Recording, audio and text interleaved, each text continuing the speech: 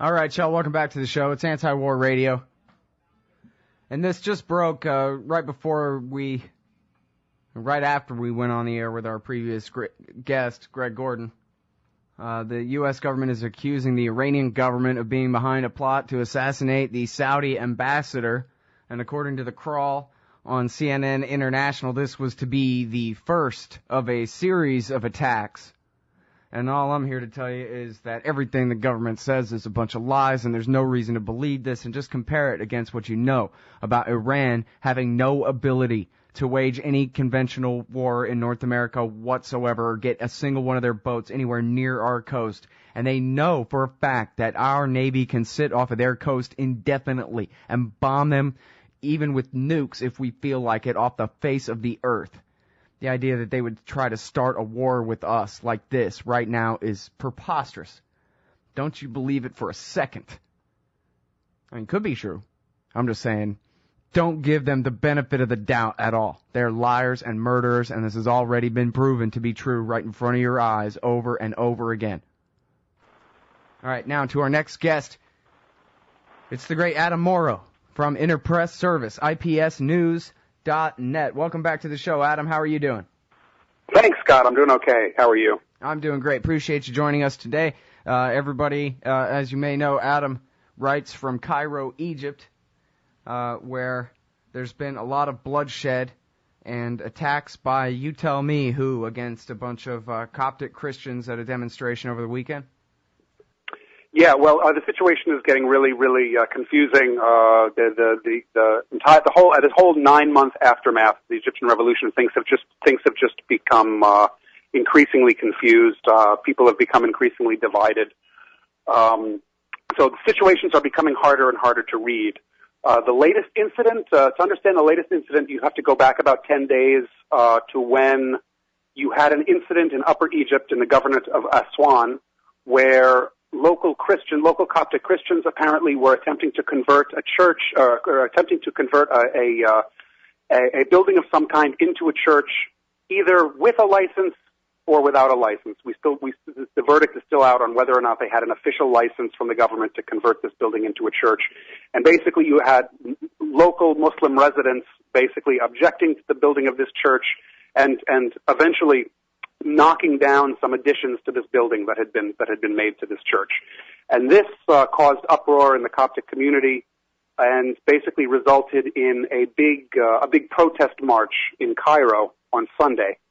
And that protest march, basically, the upshot was that protest march was apparently fired upon by the ruling military, by the armed forces, which have controlled the government since Mubarak's ouster in February.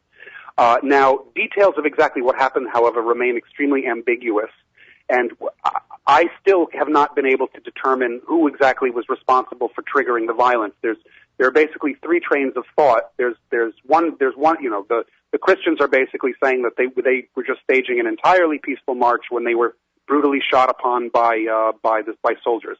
And there's a second line of thought, that basically a second theory in which and with eyewitnesses also to testify to it, basically saying that there were armed elements within the protest who had started the violence and had fired on army personnel and therefore were fired back at. And then there's a third line of thought as well that basically says that strange elements that weren't from either side basically managed to infiltrate the march and basically got the two sides to shoot at one another. What exactly the truth is still open to question. Emotions are running extremely high here, and people are there's been a lot of fiery rhetoric from both sides. People are saying things in anger without fully understanding the facts. So the situation has gotten a little bit choppy here. But we do know that at least 25 people were killed on Sunday night, though, and hundreds were injured in the melee. All right, well, fill me in on the tradition here, because there are millions of Coptic Christians in Egypt, and typically everybody gets along more or less okay, right? Well, yeah, this is the very interesting thing. You've basically got a population of roughly 80 million, an estimated 10% of which are Christian. There aren't exact figures because under the former regime of Hosni Mubarak sort of liked to keep things ambiguous. I think it worked in their favor to not ever actually know exactly how many Christians there were. But until now, nobody knows the precise numbers, but they're estimated at 10% of the population. Now, that 10% of the population has traditionally lived with the Muslim majority in peace for more than 1,000 years. It was only until about 10 or 15 years ago that you started to see these sectarian incidents, these sectarian flare-ups, mostly in Upper Egypt. They would often involve church building or unlicensed church building, or sometimes they just had to do with feuds between rival families, that one family just happened to be Muslim and one family just happened to be Christian over land, for example, that would eventually take on a sectarian flavor, even though the original problem might have been a non-sectarian issue. Now, episodes like that would occur maybe once every 5 years. That was like, where I'm talking now, 80s, 90s. Now, within the last 10 years, the tempo of these sort of sectarian conflicts has accelerated to the point where over the last decade you had something happening about once a year. You would have some kind of serious incident, again, usually in Upper Egypt, but not necessarily, sometimes in Alexandria, sometimes in Cairo. So the last 10 years of the Mubarak regime basically saw a speed up in the tempo of these sectarian problems. And that basically culminated in the bombing of a church. I'm sure you remember this. It was only January of this year. It seems like longer ago, considering everything that's happened. But it was only in January of this year, New Year's Day, actually, when a church in Alexandria was bombed, and Muslims were blamed, and it caused a huge hue and cry here at the time. Well, and everybody thought at the time that Mubarak did it, right? Well, what was interesting, nobody really suggested that, at least in the mainstream. Nobody suggested that when it happened. But what happened was it was only weeks after that the revolution broke out. And during the revolution, you had all different sorts of crazy things happening. You had these top secret government documents that were coming to light. You had police stations being stormed. You had the Interior Ministry offices were being stormed, and these documents were falling into the hands of people. And one of the interesting bits of information to have emerged during that whole 18-day period was apparently there were two people who had worked for the Interior Ministry who sought refuge at a foreign embassy, and basically they told the story that they had been a part of the bombing, that they had somehow been involved in the bombing, and that it was in fact an Interior Ministry led operation. Now, if that's true, and this is as usual, this is one of these incredibly interesting, tantalizing stories that just sort of falls off the radar screen. Given everything else that's happened, especially in the Middle East and in Egypt in the last 9 months. It's one of these things that was never adequately investigated, and there was never any real follow-up. I'd like to look into it a little bit more, because if it was proven, if what these guys said was true, then it would indicate that there was an official policy on the part of the former regime to instigate sectarian strife, and their motives would be clear. If that was the case, their motives would be clear, because basically they would be give them the justification for clamping down on the citizenry with these emergency laws and all of these draconian measures that they had. Egypt has been under an emergency law for 30 years, for the entire duration of the Mubarak regime. And this basically would give them an excuse. They could then tell their foreign critics, they could then tell human rights organizations and things like this, well, look, if we remove the emergency law, we're going to have a situation where Muslims are going to attack Christians, and all hell is going to break loose, basically, if we ease up. All right, now hold right there, Adam. We got to go out to this break. It's Adam Morrow, live on the phone from Cairo, Egypt, talking about the state of the revolution. Of course, we all remember Copts and Muslims protecting each other and protesting together in Tahrir Square just a few months ago. That's exactly right. A lot more along these lines. We get back with Adam Morrow right after this, everybody. All right, y'all, welcome back to the show. It's Anti-War Radio. I'm Scott Horton, and I'm on the line with Adam Morrow from Interpress Service. That's ipsnews.net. He's in Cairo, Egypt, reporting on the state of the revolution. And now, Adam, I'll tell you, I don't know, man. I'm pessimistic about this thing. It seems like the elections were supposed to be a month ago. The military council rules the place. My imagination, if not journalism, informs me that CIA and Joint Special Operations Command guys are running wild all over Egypt by the thousands, manipulating events as much as they can and maintaining their dominance over the military council that now rules the country, again under those emergency laws.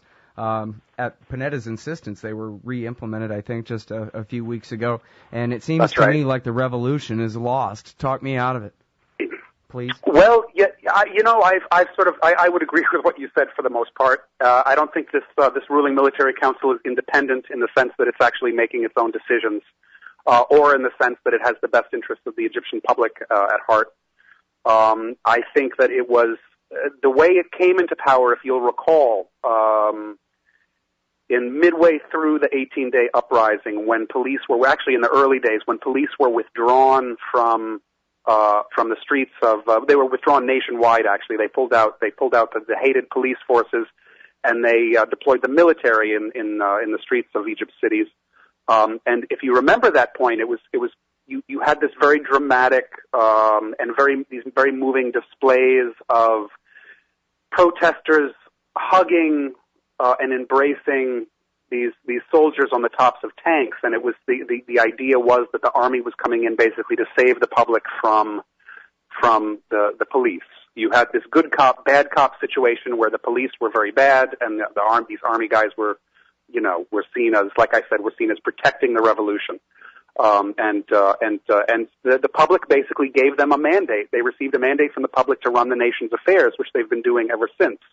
But in retrospect now, it looks like it was, I don't know how else to describe it other than a psychological operation.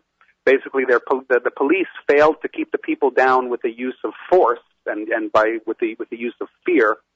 And so basically the next line of defense, basically, to maintain the status quo was to win over the hearts and minds of the public and to win them over with love and smiles and hugs and kisses. And that seems to have been exactly what happened. They received this mandate to run the country for a transitional period, which seems to be getting longer and longer, and yet most of the revolution's goals or demands remain unanswered. You still have this emergency law remains in effect, as you mentioned. It was just reactivated a couple of weeks ago. You have civilians are still being brought before military tribunals or military trials, which is a practice that revolutionaries had said must end with Mubarak's ouster, and that those are still going on. You still have certain foreign policy issues. For me, I think the Gaza thing is incredibly important. The siege on the Gaza Strip, which Egypt is contributing to by closing off its northeastern border. Still remains in effect, and it's actually one of the things that, despite a lot of talk after the revolution, how all of these foreign policy issues were going to be addressed, seems to have fallen off of the radar again, and because of all the domestic problems now, nobody's talking about Gaza anymore, and yet this coastal enclave remains the biggest prison on the planet. So there was also talk, if you recall, immediately afterwards about relaunching diplomatic relations with Iran, which have been suspended since 1979. That also has not come to the fore again either. That seems to have been forgotten as well. So if you just sort of sit down and look at what exactly has changed since Mubarak has left and this new military council has taken over, there's really not much to boast about. You really can't point to many achievements up until now. And what's more is the head of the ruling council, this military council, was Mubarak's defense minister for 20 years. So everybody else, a lot of other people who might have been associated with the former regime have been kicked, have been booted out, and some of them are sitting in prison, etc. But the guy who's effectively running the country, nominally anyway, the head of this council, was a defense minister under Mubarak for more than 2 decades. So I think your pessimism is justified. Well, Adam, what if one thought that perhaps the State Department types decided, say, a year ago or more, that, look, Hosni Mubarak's an old man. He's got to go sometime, and we have to be prepared for the next regime after that. Let's bankroll some NGOs and some young democracy Twitter, Facebooker types, and let's get us a revolution started, and, adopted the Richard Pearl Laurent Mubarak thesis that what we need is Egypt, the prize. Right. Well, this is. Are you suggesting that the actual revolution itself might have been kicked off by why foreign not? We've manipulation? seen the CIA bankroll color-coded revolutions and their Sure. associated NGOs in Serbia and in Georgia, in Ukraine, in Kyrgyzstan, an attempted one in Lebanon, and Right, regime absolutely. change short of invasion. It seems to be the Right, policy. right. Maybe they did it to themselves here. Right. It's a very good point, but I don't think that's exactly what happened. I do think that the Egyptian revolution, unlike some of the other revolutions that might be going on in the region now, I do think the Egyptian revolution was an organic grassroots event. Mainly because I lived through it and I saw it unfold minute by minute, and I knew some of the people that were involved, and I don't think that it was manipulated from. I don't think it was triggered by external forces. Another reason is if you call the reaction of the United States, the United States didn't act like it was expecting this. The United States really acted like it was really seemed to have been surprised by the Egyptian revolution. And their response know was how so to ham-handed too, trying to put Suleiman in there and Hillary Clinton warning the protesters that they better restrain themselves and all these things. Didn't seem like a Exactly. psyop. It seemed more like a giant series of blundering reactions. Yeah, exactly. It really seemed like it took the U.S. off guard, that they didn't know how to react, and it was. I thought it was funny because it really showed up the hypocrisy of U.S. foreign policy now, in that they wanted to maintain their image as being pro-revolution and pro-democracy protesters and all of this sort of thing, while at the same time it was obvious that they really wanted to keep their boy Hosni Mubarak in place, who had served them so well for so long. Yeah. Well, Dick Cheney. Hosni Mubarak's buddy up until a little while ago, he took credit for the Egyptian revolution, and I thought that he kind of had a point, at least in that certainly the invasion of Iraq more than anything helped radicalize the people of Egypt and make them detest their own government for being our government's lackey even more. And then also, of course, all the inflationary money that was created by the Fed in order to make the Iraq war seem free for the first little while there helped to make people hungry and go out there and protest and shout in the street over the fact that their local currency is being devalued in order to keep pace with the devaluing American dollar. Right. Well, the neocons were very good at playing this double game where they pose themselves as these champions of democracy, while at the same time underhandedly supporting these dictators. And yet they're so clumsy that they end up getting somewhat of the results they wanted just by way of overreactions to their bad policy sometimes, it seems. Right. So I do believe the Egyptian, that's a very good point that you made, though, because it's very important. Now that we've, if you sort of understand the way the world looks, you really have to ask how, these political events that appear to be spontaneous, as we now know, are very often, the work of people behind the scenes pulling the strings. Yeah. Although usually, like in the case of Ukraine or Kyrgyzstan or something like that, the Freedom House and the National Endowment for Democracy and all them, their role is a lot more blatant. And I guess I do know that the State Department was trying to bankroll some pro-democracy so-called factions in Egypt, but I don't think that this is what they wanted out of them. Well, exactly. They were definitely doing that. There was definitely an issue of foreign funding of NGOs. America was definitely making lots of sounds about funding pro-democracy people, and there were even some of these groups had even apparently gone to the States on the State Department's dime to get training in social media and stuff like this. But that simply wasn't enough. What they were providing simply wasn't enough to trigger a massive national revolution. And also the role of the sort of these young internet savvy revolutionaries, I think, has been grossly exaggerated in the sense that the most of the people that were going toe to toe with the police at the height of the uprising, when firebombs were being thrown and police vans were being thrown off of bridges and stuff.